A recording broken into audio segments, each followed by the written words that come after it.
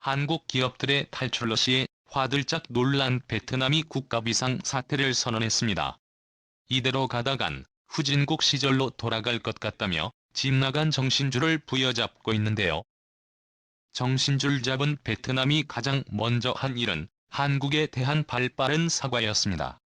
더 늦었다가는 영원히 손자당할 것을 직감한 베트남이 한국에 손을 내밀어 급해세 전환을 시도한 것입니다. 정말 베트남다운 발상이 아닐 수 없는데요. 염치를 반 말아먹은 베트남의 행동에 한국은 계산기를 두드리기 시작했습니다. 그동안 베트남이 저지른 만행을 생각한다면 손절만이 답이지만 기왕 손자라는 마당에 마지막까지 쪽쪽 빨아먹어야 하기 때문이었죠.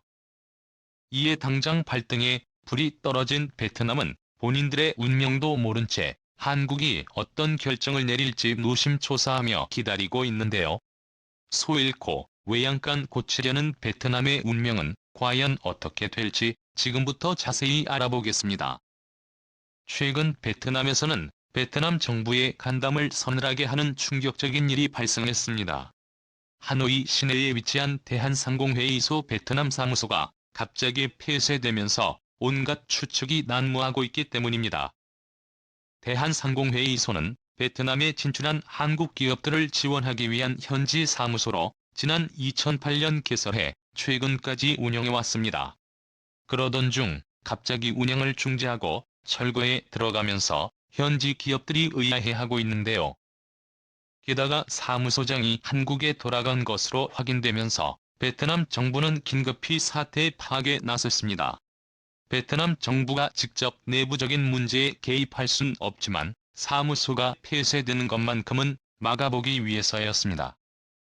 안 그래도 한국 기업들이 줄줄이 베트남을 떠나고 있는 마당에 대한 상공회의소까지 없어지면 남은 기업들마저 떠날 수 있다는 불안감 때문이었죠. 이렇듯 대한상공회의소 베트남 사무소의 폐쇄 소식에 심란해진 베트남은 새삼 한국 기업들의 소중함을 깨닫기 시작했습니다. 그러면서 한국 기업들을 소홀히 한 것에 대해 뼈저리게 후회하고 있는데요. 그도 그럴 것이 현재 베트남 경제를 이끌고 가는 중심축은 삼성과 LG 등 한국 기업들이라고 해도 과언이 아닙니다. 한국 기업들이 지역의 고용 창출은 물론 최저임금 상승에도 중요한 역할을 해왔는데요. 실제로 삼성전자의 월급은 베트남 평균 임금에 비해 3배가량 높은 것으로 알려져 있습니다. 게다가 베트남 기업들에게서는 찾아볼 수 없는 파격적인 보너스와 복지 혜택으로 최상의 근로 환경을 제공해왔습니다. 하지만 호의가 계속되면 볼일인 줄 알게 되는 것일까요? 코로나19대 유행으로 영업이익이 줄어든 삼성이 명절 보너스를 기존 2개월어치에서 15개월치로 삭감한다고 발표하자 베트남 국민들이 난리가 났습니다. 기존대로 주지 않으면 단체 파업도 불사하겠다며 불같이 항의를 한 것인데요. 그동안 좋은 조건으로 직원들을 챙겨왔던 회사의 사정은 안중에도 없었습니다. 사실 베트남 국민들은 회사가 자신들의 요구를 들어주지 않을 때마다 밥 먹듯이 파업을 거듭하며 우리 기업들을 괴롭혀왔습니다. 글로벌 기업 삼성을 자신들의 입맛대로 들어갔다, 나갔다 할 수 있는 동네 구멍가게 취급을 한 것인데요. 뿐만 아니라 베트남인들은 특유의 국민성으로 우리 기업들의 민폐를 끼쳐왔습니다. 베트남 현지에서 베트남인들을 고용해본 이들의 경험담에 따르면 베트남 사람들은 수중에 있는 돈을 다 쓸 때까지는 일을 하기 싫어하는 특유의 국민성을 갖고 있다고 하는데요. 그래서인지 베트남인들은 명절 전에 2개월치 보너스를 지급하면 보너스를 다 쓰기 전까지는 무단으로 결근을 하며 인력관리에 애를 먹여왔습니다. 기본적인 근로 개념조차 없는 셈이죠. 때문에 외국계 기업들 덕에 경제가 급성장하고 있지만 여전히 후진국 시절을 벗어나지 못하고 있다는 이야기도 굉장히 많습니다. 즉 머리는 그대로고 몸만 비대해졌다는 것입니다. 결국 이러한 국민성에 질릴 대로 질린 외국계 기업들은 잇따라 탈베트남을 선언했습니다. 베트남에 남아있는다면 파산을 면치 못할 거란 걸 깨닫고 새로운 투자처를 찾아 베트남을 떠나고 있는 것인데요. 그동안 베트남을 먹여 살리던 굴지의 기업들이 탈주를 시작하자 베트남은 큰 충격에 휩싸였습니다. 우리 기업들 덕에 그동안 꿀 빨며 못만 키워놨는데 꿀단지가 사라지면 쫄쫄 굶어야 하는 상황에 직면하기 때문이었죠. 그렇다고 스스로 일어설 수 있는 준비가 된 것도 아니니 그들 입장에선 청천벽력 같은 소리일 수밖에 없었습니다. 간신히 정신을 차린 베트남 정부는 부랴부랴 대책 마련에 나섰는데요. 한국에 어필하기 위해 국민들의 근로의식을 뿌리부터 개혁하고 추가로 각종 혜택까지 제공하겠다며 안간 힘을 쓰고 있습니다. 또한 베트남은 그동안의 인연을 생각해서라도 투자를 계속해달라며 한국에 끊임없이 러브콜을 보내오고 있는데요.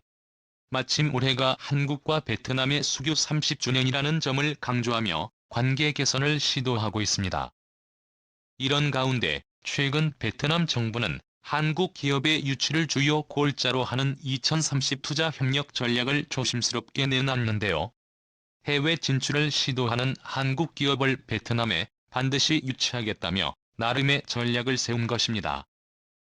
그들은 한강의 기적을 잃은 한국과 혼강의 기적을 잃은 베트남이 함께 새로운 기회를 모색하자는 슬로건을 내세워 우리 기업들과 억지로 공감대를 형성하고 베트남에 유치해줄 것을 갈구했습니다. 베트남의 마켓 전략은 이뿐만이 아니었습니다. 최근 한국에 대한 베트남인들의 인식이 크게 달라졌다는 이야기가 나돌고 있는데요. 실제로 얼마 전 문화체육관광부는 국가 이미지 조사 결과를 발표했는데요. 여기에서 한국에 대한 이미지를 가장 긍정적으로 평가한 나라가 바로 베트남이었습니다. 자료에 따르면 한국에 대한 베트남의 긍정평가는 무려 95%로 이를 환산하면 베트남 국민 10명 중 9명 이상이 대한민국의 국가 이미지를 긍정적으로 평가했다는 의미입니다. 이번 조사에서 한국에 대한 긍정 이미지를 가장 낮게 평가한 국가는 역시나 일본이었습니다. 35%의 일본 국민이 한국에 대해 부정적으로 인식하고 있었는데요. 각에서는 이번 조사 결과를 두고 일베 동맹을 맺었던 베트남이 일본의 뜻을 거스르면서까지 한국에 붙은 것은 베트남이 얼마나 한국과의 관계 개선을 원하는지 알 수 있는 대목이라고 분석하기도 했죠. 즉, 베트남은 현재 한국과의 협력이 절실한 상황이라는 것입니다. 그도 그럴 것이 베트남에게 있어 한국은 절대로 놓칠 수 없는 황금 동아줄이나 다름없습니다. 국내 유수의 기업들은 일찌감치 베트남에 진출해 오랜 기간 동안 협력 관계를 이어오면서 베트남 경제를 급성장시켜 왔는데요. 특히 그 중에서도 삼성전자는 1995년 베트남 호치민에 첫 발을 내디딘 뒤 지속적인 투자를 통해 베트남 공장을 글로벌 생산 거점으로 키워왔습니다. 그 결과 삼성 베트남의 수출 규모는 2020년 말 기준 베트남 전체 수출액의 20%를 기록하며 베트남 경제의 한 축을 담당했습니다. 이렇듯 삼성이 베트남의 국민기업으로 성장하는 동안 베트남의 고용시장도 덩달아 성장했습니다. 삼성은 현재 베트남 전체 법인의 약 11만 명의 현지 직원을 채용하고 있는데요. 결국 삼성은 베트남 진출 27년 만에 베트남 경제를 이끌어가는 가장 거대한 중심축으로 자리매김한 것입니다. 보더라도 베트남이 왜 그렇게 한국의 기업, 특히 삼성의 죽기 살기로 매달리는지 알 수 있습니다. 베트남이 삼성에 집착하는 이유는 이것뿐만이 아닙니다. 베트남은 삼성이 베트남 현지에서 운영하는 인재 육성 프로그램도 절대 놓칠 수 없는데요. 한국은 전 세계에서 가장 교육열이 높고 인재가 많기로 세계에서도 정평이 난 나라입니다. 실제로 체계적인 시스템 속에서 올곧게 성장한 인재들이 세계 곳곳에서 활약하며 한국의 위상을 높이고 있죠. 베트남 정부가 시샘하며 자국에 벤치마킹하고 싶어하는 것도 바로 이 인재의 육성 시스템입니다. 베트남은 자국의 우수한 인재를 길러 베트남 발전에 기여할 수 있도록 교육 시스템을 구축하는 것을 오래전부터 바라왔습니다. 하지만 베트남의 낡고 오래된 교육 시스템으로는 늘 한계에 부딪힐 수밖에 없었는데요. 게다가 베트남은 보다 선진화된 시스템을 받아들여 시행착오를 줄이고 빠르게 인재 육성 시스템을 구축하고 싶어 했습니다. 이들을 돕기 위해 나선 것은 다름 아닌 삼성이었는데요. 삼성은 직접 베트남에 다가가 구원의 손길을 내밀어 베트남의 젊은 인재들을 발굴해 주었습니다. 실제로 삼성은 현지 직원들과 주민들을 대상으로 다양한 교육 프로그램을 운영해 줬습니다. 또한 사내 전문대학 과정을 개설해 직원들은 누구나 회사 생활을 하면서 학위를 받을 수 있도록 돕는가 하면 하노이 국립대와 하노이 국어대 등과 협력해 교육 프로그램을 만들어 한국어 공부를 지원해 주었죠. 게다가 고등학교를 졸업하고 곧바로 입사한 직원들에게는 리더십, 교육 등 다양한 교육을 통해 자질 향상을 도왔습니다. 삼성의 은혜는 이뿐만이 아닙니다. 지역에 소외된 학생들을 위한 방과 후 교육 사업과 컴퓨터 관련 교육 프로그램, 진로 상담 및 학부모 교육 등 다양한 프로그램을 열어 학생 및 학부모에게 실질적인 도움을 주기도 했습니다. 삼성의 지원을 받은 학생들은 세계올림피아드와 기능올림픽 등에 참여해 값진 성과를 얻기도 했습니다. 이렇듯 삼성은 베트남 교육 당국이 하지 못하는 부분까지 지원하며 베트남의 인재들을 키워주었는데요. 이런 얘기라면 베트남에 그토록 당하고도 정신 못 차렸느냐며 분통 터뜨리는 분들도 계실 테지만, 이는 삼성이 베트남에 대규모 투자 사업을 처음 진행했을 때 베트남과 함께 상생 발전하는 기업이 되겠다는 약속을 지키기 위해서였다고 합니다.